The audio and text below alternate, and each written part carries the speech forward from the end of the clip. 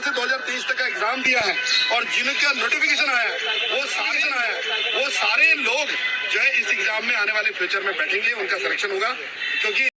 देखिए दोस्तों, बात की जाए बीएड के आज सुप्रीम कोर्ट के ऑर्डर की, तो यहाँ पे जो न्यूज़ निकल के आ रही है वो बीएड वालों के लिए काफ़ी खुशखबरी की बात है। यहाँ पे जो सुप्रीम कोर्ट में अभी तक जो मामले चले, उसके बाद जो सुनवाई हुई है, उसमें जो जजमेंट आया है प्रेजेंट टाइम में, उनका कहना है कि जो खासकर जो जजमेंट आया है वो छत्तीसगढ़ के लिए आया है, लेकिन यहाँ पे हर स्टेट को ये ऑर्डर पास किया जाएगा। ये आप मान के चलिए, छत्तीसगढ़ में बता दिया जाए कि आपका यहाँ पे एग्ज़ाम कंडक्ट हुआ था और 30 तारीख को यानी कल जो है वो काउंसलिंग होनी है, लेकिन वहाँ के हाई कोर्ट ने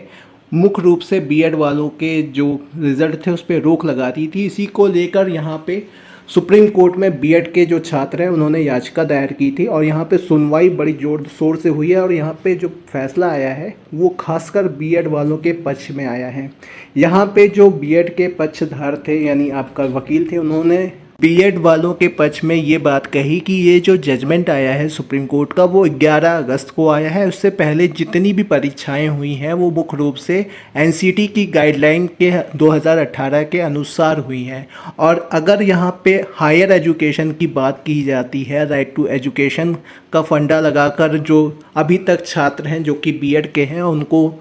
प्राथमिक शिक्षक भर्ती से निकाल दिया जाता है, तो ये एक तरह से गलत होगा। अगर आईएएस का यानी यूपीएससी का एग्ज़ाम होता है तो वहाँ पे आपका बीए वाला भी बैठता है, एमए वाला भी बैठ सकता है और पीएचडी वाला भी बैठ सकता है। तो ये अन्याय जो है वो बीएड के छात्रों के द्वारा या बीएड के जो छात्र हैं उनके ही लिए क्यों किया जाए। अगर ऐसा ही नियम है कि हायर एजुकेशन होने के वजह से जो बीएड के छात्र हैं वो अयोग्य हो जाते हैं, यहाँ पे वो एलिजिबिलिटी नहीं रख पाते हैं, तो ऐसा अगर नियम पूरे देश पे हर एग्ज़ाम के लिए होना चाहिए जैसा कि आपका यूपीएससी में हो सकता है। इसी दलील को सुनते हुए आज सुप्रीम कोर्ट की जो सुनवाई हुई है उसमें जो निर्णय लिया गया है मुख्य रूप से उन्होंने कहा है कि 30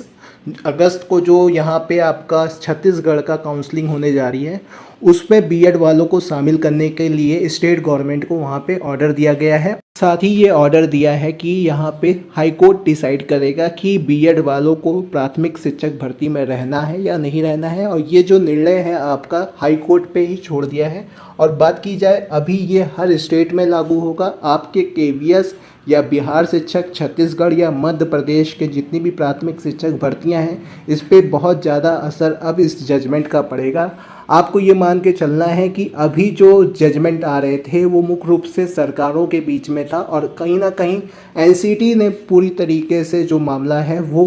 बीएड के पक्ष में सही से नहीं रखा, लेकिन अब बीएड के छात्रों के द्वारा जो यहाँ पे याचिकाएं दायर की जा रही हैं अब शुरुआत हो चुकी है। तो कहीं ना कहीं जो छात्र जिन्होंने 2018 से बीएड किया है 2023 तक के लिए, तो उनको कहीं ना कहीं हाई कोर्ट और सुप्रीम कोर्ट से राहत जरूर मिल जाएगी।